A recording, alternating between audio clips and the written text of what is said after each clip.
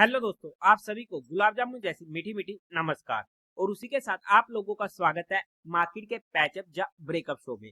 आज के दिन हम डिस्कस करेंगे एक तो हमारी मार्केट को कैसी रह सकती है कल के दिन मार्केट की नीयत, तो वहां पर क्या इंपॉर्टेंट लेवल्स निकल कर आने वाले हैं।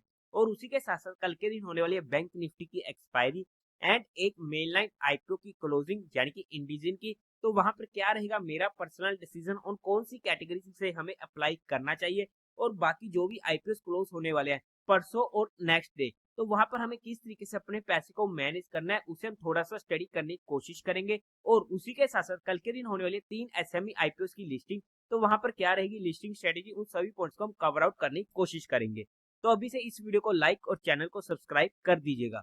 अगर हम सबसे पहले आज के दिन का एफआईआई और डीआई डाटा चेकआउट करते हैं, तो वहां पर डीआईआईज ने 2300 करोड़ की बाइंग करी है, एफआई ने 3660 करोड़ की सेलिंग करी है। नेट में सेलिंग का फिगर एक मेजर फिगर है जो हमारे लिए और मार्केट के लिए नेगेटिव हो जाता है। अब अगर हम बात करते हैं हमारे आईपीओ की यानी कि इंडिजिन मेनलाइन आईपीओ की, अगर मैं इसमें अपने पर्सनल डिसीजन की बात करूं जो मेरा फाइनल होने वाला है, और जब इसकी रिव्यू वीडियो आई थी तब भी इसमें मेरा डिसीजन फाइनल था कि इसमें जो भी एक्सटर्नल फैक्टर होने वाले लाइक डिमांड, मार्केट का मूड माहौल और सब्सक्रिप्शन का फैक्टर, वो इस आईपीओ में मेरे लिए मैटर नहीं करता। मैं इस आईपीओ को इजीली अप्लाई करने वाला हूँ। तो वही सिनेरियो सेम रहने वाला है। मैं इस आईपीओ को अपने हर फैमिली मेंबर के अकाउंट से एचएनए में अप्लाई करने वाला हूँ। बट किस कैटेगरी में हमें मिलने की सबसे ज्यादा उम्मीद रहेगी, तो जरा ध्यान से समझिएगा। देखो, अगर हमारे पास लिमिटेड ही अमाउंट है कि हम रिटेल कैटेगरी में ही अप्लाई कर सकते हैं, तो ऑब्वियसली वहां पर तो हमारे पास फिर कोई और ऑप्शन बचता नहीं है, तो हमें रिटेल में ही अप्लाई करना पड़ेगा। बट अगर हमारे पास ऑप्शन है क्योंकि हम बिग एचएनए में अप्लाई कर सकते हैं, यानी कि 10 लाख से बड़ी एप्लीकेशन लगा सकते हैं। हालांकि हर किसी के पास वो ऑप्शन नहीं होती है, बट अगर जिनके पास वो ऑप्शन है वो उनके लिए सबसे बेस्ट होने वाला है। लेट्स से कि अगर बिग एचएनआई में हमें 100x का सब्सक्रिप्शन देखने को मिल जाता है एक एग्जांपल के तौर पर, तो हमारे पास वहां पर प्रोबेबिलिटी होगी कि हमें वहां पर 20 लोगों में से, यानी कि अप्लाई किया 100 लोगों ने, बट 20 में से किसी एक को ये आईपीओ इजीली अलॉट हो जाएगा। मतलब कि हमें मिलने के चांसेस 1/5 से ऑलरेडी कम हो चुके हैं, जो एक हमें एडिशनल प्लस पॉइंट मिल जाता है बिग एचएनआई कैटेगरी में। अगर मान लो कि स्मॉल एचएनआई और रिटेल कैटेगरी में बात कर लेते हैं कि अगर हमारे पास दोनों ऑप्शन है, अगर स्मॉल एचएनआई में भी 100x का चला जाता है और रिटेल में मान लो कि 20x, इनफैक्ट 40x 50x तक भी लगा लो, तब भी वहां पर हमारे पास ज्यादा चांसेस है कि हम रिटेल कैटेगरी में अप्लाई करें, क्योंकि वहां पर हमें मिलने की प्रोबेबिलिटी ज्यादा हो जाती है।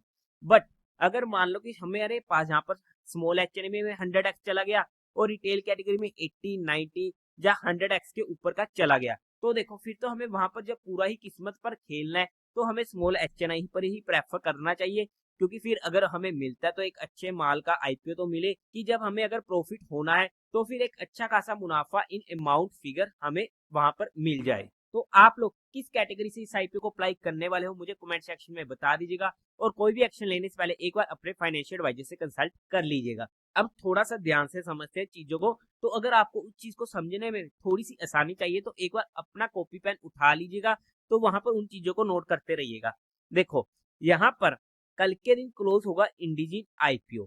मतलब कि अगर हम मान लो कि हम 2 लाख वाला लोट अप्लाई कर रहे हैं, तो वहां पर हमारा 2 लाख यहाँ पर ब्लॉक हो जाएगा। और उसी के साथ साथ 9th ऑफ मई को हमारे 3 आईपीओ क्लोज हो रहे हैं। मैं इंक्लूडिंग एसएमई बात कर रहा हूँ। अगर आप लोग एसएमई अप्लाई ही नहीं करते तो आप इस एसएमई वाले फैक्टर को इग्नोर कर सकते हैं। तो वहां पर तीनों आईपीओ फाइनल लिस्टिंग, रिफ्रैक्टरी, विंसोर, हमारा यहाँ पर भी अच्छा खासा पैसा ब्लॉक हो जाएगा। हम ऑलमोस्ट तीनों का 4 लाख मान लेते हैं, अगर हम एक एक लोट अप्लाई कर रहे हैं हर कैटेगरी से सिंगल पैन कार्ड से। इन शॉर्ट अगर हमारे पास 6 लाख रुपए हैं तो हम इन चारों आईपीओ को इजीली अप्लाई कर सकते हैं और वहां पर हमें कोई भी दिक्कत नहीं होगी। हाउएवर, अगर हमारा स्लोन इन्फो सिस्टम जिसकी आज के दिन क्लोजिंग थी, अगर हमने इसको अप्लाई किया है तो हमारा वहां पर जो भी अमाउंट थी इसकी 1.25 लाख के करीब की, तो वो हमारी 9 मई को यूज हो सकती है। तो अगर हम उस भी फैक्टर को इंक्लूड कर लेते हैं तो हमें अप्रोक्स 5 लाख रुपीज का रुपया चाहिए। मतलब कि 5 लाख रुपए अगर हमारे पास है तो हम इजीली सभी आईपीओ को अप्लाई कर सकते हैं। बट क्या सभी आईपीओ अप्लाई करने लायक है, वो आपको अपने रिस्क फैक्टर के अकॉर्डिंग देखना पड़ेगा। मैं एक बार सभी फैक्टर्स को इंक्लूड करके बात कर रहा हूँ। और ये तो हमारा हो चुका था 9 तक, बट आगे 10 मई भी तो है, यहाँ पर 4 आईपीओ क्लोज हो रहे हैं, 2 एसएमई और 2 मेन लाइन। अब वहां पर भी हमने दोनों मेन लाइन आईपीओ तो काफी अच्छे हैं, तो वहां पर अगर हमारी 2 लाख की एप्लीकेशन यहाँ पर लगी, 2 लाख की यहाँ पर लगी, और यहाँ पर भी हमने चलो 3 लाख का अप्रोक्स आइडिया मान लिया, तो 4 और 3 7 लाख रुपया हमें 10 मई को भी चाहिए। बट ऑलरेडी हमारा 9 मई को 4 लाख रुपया ब्लॉक है, यानी कि 7 और 4 11 लाख रुपया अगर हमारे पास है तो वहां पर हम उन आईपीओ को इजीली अप्लाई कर सकते हैं एक ही अकाउंट से एक एक लोट। अब ये तो हमारे पास हो चुका था 11 लाख रुपया, बट हमारा जो 8 तारीख को पैसा यानी कि इंडिजिन वाला अनब्लॉक होना है, अगर वो आईपीओ हमें अलॉट नहीं होता है तो वहां पर अगर 2 लाख हम माइनस कर दे तो हमें 9 लाख रुपया तो देखो चाहिए चाहिए, अगर हमें 10 मई को सारे आईपीओ अप्लाई करने हैं। अब ये था हमारा मैनेजमेंट का सिस्टम। अब यहाँ पर मैनेजमेंट का सिस्टम स्टार्ट हो चुका है और आपको ये देखना पड़ेगा कि आपके पास कितने रुपए हैं और उसके बेस पर हमें रैंकिंग बनानी पड़ेगी आईपीओस की, और उन रैंकिंग के अकॉर्डिंग हमें उन आईपीओस को अप्लाई करना पड़ेगा। तो आई होप कि आपके काफी सारे डाउट क्लियर हो चुके हैं। मैं भी यहाँ पर आपको एक्सेल में शो कर सकता हूँ, बट एक्चुअली किसी और से अच्छा है आप खुद अपने कॉपी पेन पर नोट करके चीजों को अपने कोडिंग नोट डाउन करिए और वहां पर आपको काफी ज्यादा हेल्प मिलेगी, और क्या पता आपको भी कोई नया तरीका मिल जाए। तो मैंने यहाँ पर आपको रफ आइडिया दे दिया जो आपकी काफी हेल्प कर देगी। इस पार्ट को दोबारा से देख लीजिएगा, आपको ज्यादा दिक्कत नहीं आएगी। अब ये तो था हमारा सिंपल सा मैनेजमेंट का सिस्टम, बट दिक्कत आई कि हमें तो सारे आईपीओ अप्लाई ही नहीं करने हैं, और अगर हमारे पास लिमिटेड अमाउंट है, क्योंकि मेरे पास भी तो लिमिटेड अमाउंट है, मैं भी सभी आईपीओ अप्लाई नहीं कर पाऊंगा, और आई नो कि बहुत कम लोग होंगे जो सारे के सारे आईपीओ अप्लाई कर सकते हैं इजीली, तो वहां पर हमें रैंकिंग बनानी पड़ेगी। मैं 10 मई वालों की रैंकिंग को भी छोड़ रहा हूँ, चलो फिर भी एक बार 10 मई को भी हम इंक्लूड कर ही लेते हैं ताकि आपको बाद में दिक्कत ना हो। तो वहां पर जो तीनों मेनलाइन आईपीओ हैं, तो तीनों मेनलाइन आईपीओ अच्छे होने वाले हैं एज पर टुडे।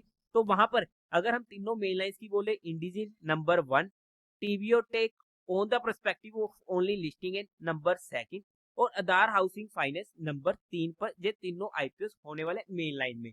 बट अगर हम एसएमई आईपीओ में बात कर लेते हैं तो स्लोन तो चलो निकल ही चुका है।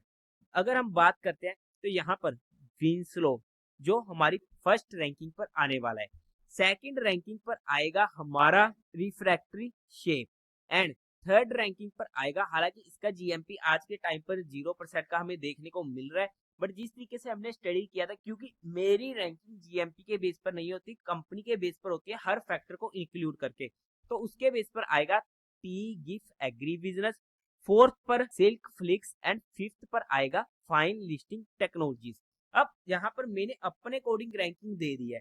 अब अगर हम बात करते हैं कि एसएमई और मेनलाइन सभी को इंक्लूड करके अगर मैं रैंकिंग देने की बात करूं तो वहां पर सबसे पहली रैंकिंग पर आएगा ऑब्वियसली विंसोर, सेकंड पर आएगा इंडिजिन, थर्ड पर आएगा टीवीओ टेक, फोर्थ पर आएगा आधार हाउसिंग फाइनेंस। जी हाँ, वहां पर रिफ्रैक्टरी को मैं फिफ्थ पे डालूंगा, क्योंकि थोड़ा सा हमारा जो रिस्क फैक्टर होता है एसएमई आईपीओ में ज्यादा होता है, तो उस फैक्टर को भी इंक्लूड करते हुए रिफ्रैक्टरी फिफ्थ पर चला जाएगा, और बाकी कंटिन्यूसली सिक्स पर टीजी गिफ्ट, सेवंथ पर सिल्क फ्लैक्स, एंड एट्थ पर फाइन लिस्टिंग टेक्नोलॉजीज होने वाला है। ये मेरे कोडिंग, मेरी स्टडी के अकॉर्डिंग मैंने आप लोगों को रैंकिंग डिस्कस कर दी है। तो आई होप कि आपको काफी ज्यादा हेल्प मिल चुकी होगी इन चीजों से। एक बार इस पार्ट को दोबारा से देख लीजिएगा। अब अगर हम बात करते हैं 3 एसएमई आईपीओ जिनकी होने वाली है कल के दिन लिस्टिंग, वो होने वाले हैं साइज, वामी मेटल, एमके product, racks and roller. Personally मुझे कोई भी लोट अलॉट नहीं हुआ है, बट अगर ये आईपीओ मेरे पास होते तो मेरी हर एसएमई आईपीओ में लिस्टिंग स्ट्रेटेजी सेम रहती है कि जैसे वो आईपीओ लिस्ट होते हैं immediate with in micro second मैं वहां पर उन आईपीओ को बुक करने की कोशिश करता हूँ। मुझे फर्क नहीं पड़ता उसके बाद वो आईपीओ डबल हो रहा है, ट्रिपल हो रहा है, आता रह रहा है। मेरा काम था सिर्फ और सिर्फ लिस्टिंग गेन लेना, मुझे मिला तो भी ठीक, नहीं मिला तो भी ठीक, वो किस्मत की बात थी, बट मैं वहां से फिर निकल जाता हूँ। मैं उसके बाद उस आईपीओ में नहीं रुकता हूँ, स्पेशली एसआईबी में। ये मेरे रूल्स बने हुए हैं मेरे रिस्क फैक्टर के अकॉर्डिंग, तो आप लोग अपने रूल्स अपने अकॉर्डिंग बनाइएगा। और ऐसा क्यों है, क्योंकि जनरली हमें एसएमई आईपीएस में सर्किट देखने को मिल जाते हैं, अपर सर्किट या लोअर सर्किट। क्या लगना कंफर्म है? कोई कंफर्म नहीं है। क्या अगर लगता है तो कौन सा लगेगा? किसी को भी नहीं मालूम, वो सिर्फ मार्केट को मालूम है। अपर सर्किट में हमें कोई भी दिक्कत नहीं होती और हमें मजे ही मजे आते हैं अगर हमें आईपीओ लोड हो जाए और उसमें अपर सर्किट लग जाए।